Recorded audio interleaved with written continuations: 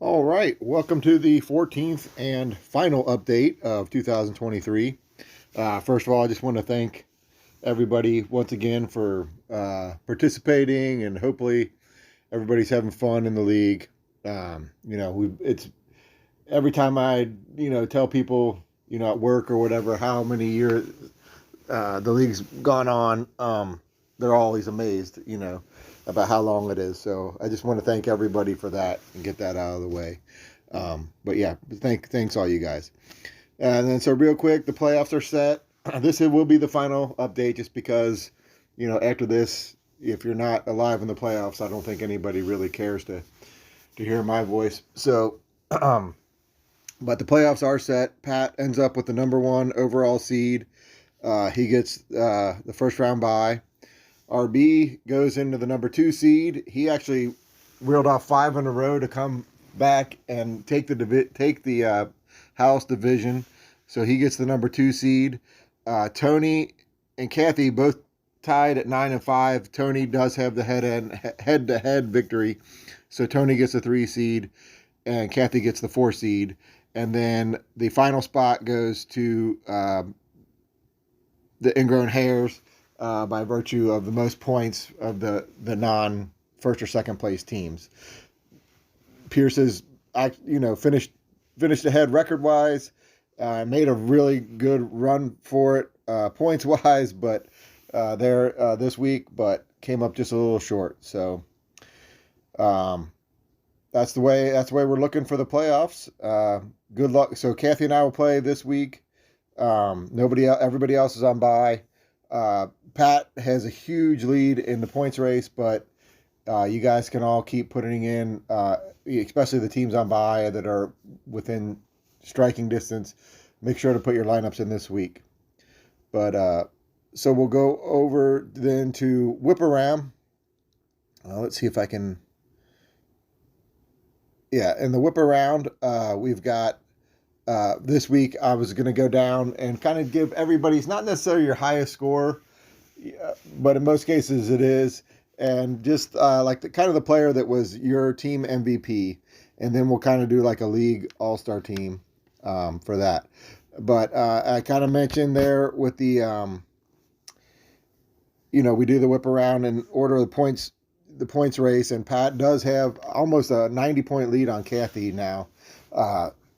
So with 3 weeks to play, kind of it's Pat's to lose there. But so Pat's team in at 2,072 points, and for his MVP, I actually went with Rachaad White. Kind of under the radar, but number 4 overall running back. And Pat's sort of just kind of had him, it seems like he's been in the lineup every week.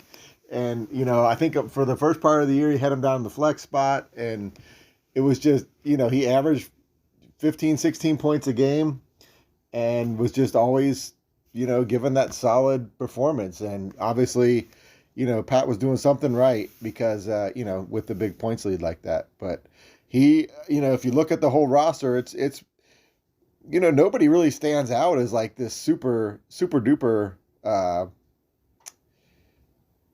consistent week in and week, except for Rachaad White. Like, he was there every single week. So Rachaad White is the MVP of the Hemp Hogs.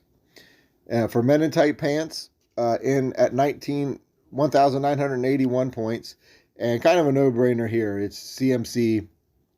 You got the number 1 overall running back, the number 3 overall player. And he's just done it, outside of injury years, he's done it year in and year out. And he's just such a difference maker. when you get that, I mean, it's just the guaranteed touchdowns almost. I think this only 1 week that he hasn't scored a touchdown in the last whatever ridiculous amount of games, 20 games or whatever. So, uh, like I said, kind of a probably the easiest call of all these would be CMC, and leading that charge towards a championship for men in tight pants.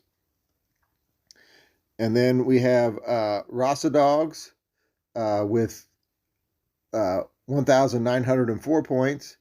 Like I said, it's a late charge, a 5-game winning streak to take the house division. And no secret, although this past week probably his worst game of the year, but Tyreek Hill has been far and away RV's MVP this year. Just the number one wide receiver and number one overall player. Just pretty much unstoppable week in and week out. Even with bad matchups, he had that game against the Jets a couple weeks ago, and the weather wasn't that great. And I actually have him in another league, and I actually benched him in that, and he still scored like 25 points or something like that. So definitely the I don't know what you want to say, driver of the bus for Rasa Dogs.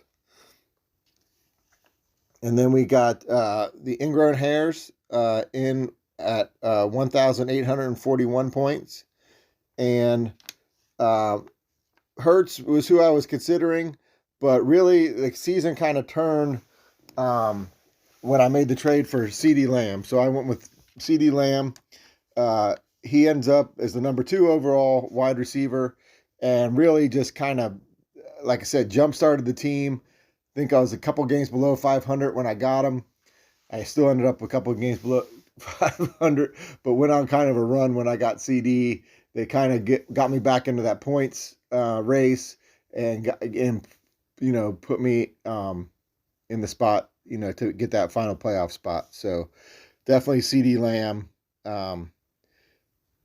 gets the MVP nod for Ingrown Hairs. And that'll take us to White Bronco. Again, I mentioned this kind of last week. Not a lot of transactions. Pretty much a really solid draft.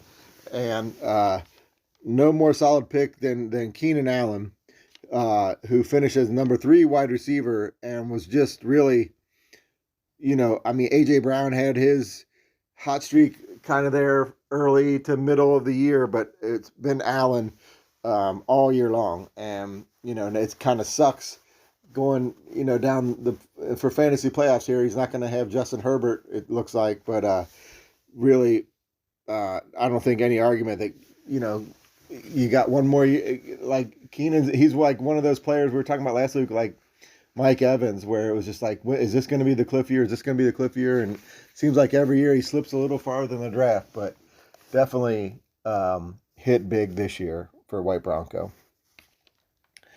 All right, and that'll take us to Who Day 23 in 1,781 points. A lot of the kind of key injuries, kind of underperformers this year for them, but the one rock, as he has been for a lot of years now, Travis Kelce, again finishes the number 1 tight end. Not his usual dominant year, but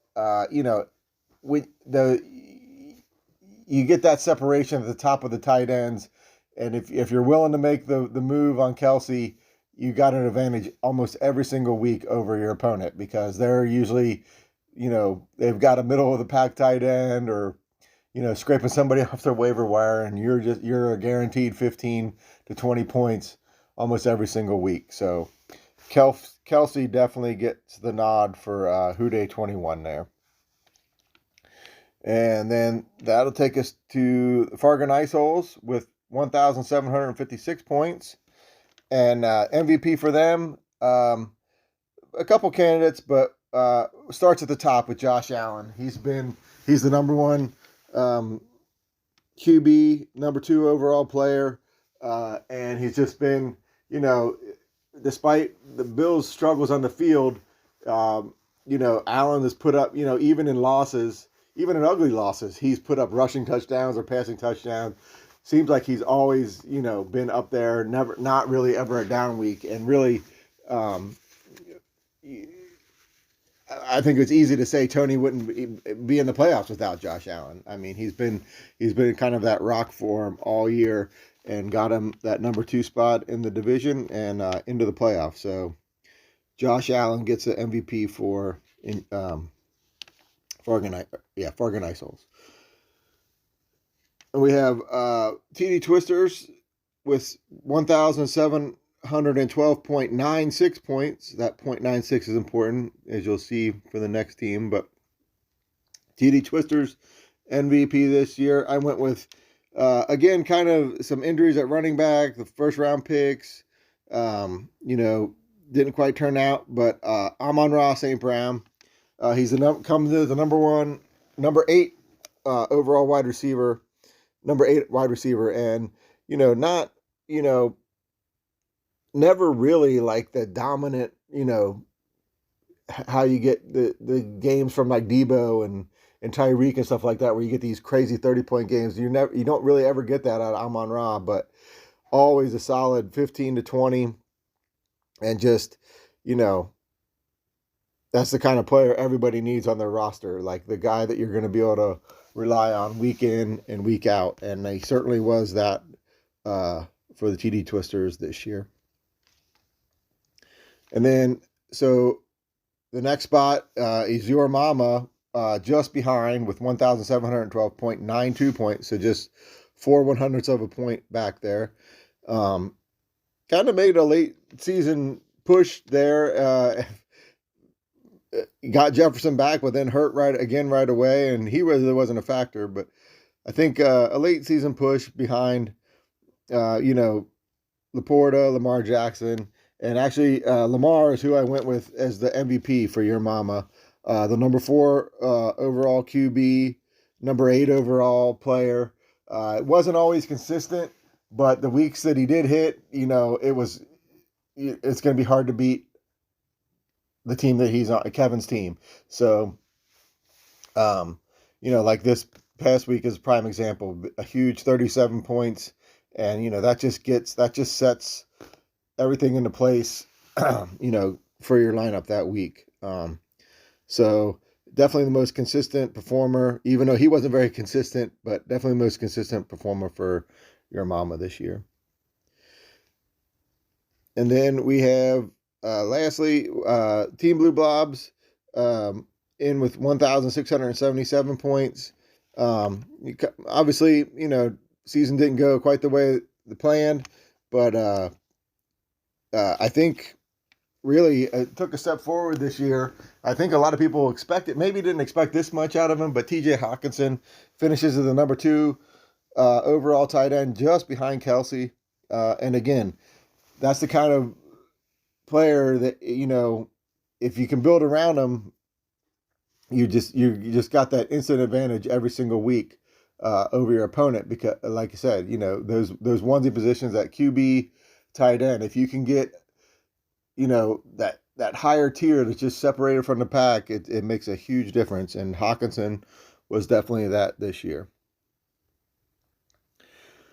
So there's kind of everybody's they're like I said, not in most cases your highest scoring player, but not necessarily that. Just the kind of the player that I thought was like the rock for everybody's team, if that's what you want to call it. But so then instead of just kind of press for time here, instead of doing the game of the week, I'll do a quick rundown of the All-Star teams. So we've got at QB. You've got Josh Allen was the number 1, the first team QB with 300 off of Fargo Souls with 363 points, and then the second team was Jalen Hurts with 339 points on Ingrown Hairs, and then at running back you got Christian McCaffrey with 315 points for Men in Tight Pants, and Raheem Mostert was the number 2 running back at 239 points for Hemp Hogs. And then for the second team running backs, you got ETN at 226 points again for Men in Tight Pants, and then Rashad White at 206 points again for Hemp Hogs. And that, there you go. You've got the top 4 running backs all from 2 teams, and those happen to be the top 2 teams in the points race. So it's good to especially in the point per reception league like we have. It's great to have that go-to strong receiver, but I guess it just goes to show it still all comes back to having the running backs. And if you have 2 of them, as both those two teams did, obviously you're in a good spot for the year. First team wide receivers are Tyreek Hill for Rasa Dogs with 324 points, and CD Lamb for Fargan ISO, or Ingrown Hairs with 200. Used to be Fargan ISO, but for Fargan, gosh darn it, for Ingrown Hairs with 285 points. And then the second team, the White Broncos sweep second team wide receivers with Keenan Allen at 282 points and AJ Brown with 257 points. And then tight end, where he usually is, Travis Kelce, the first team tight end with 199 points for Houday 23. And then right behind, 1 point behind, TJ Hawkinson at 198 for Team Blue Blobs.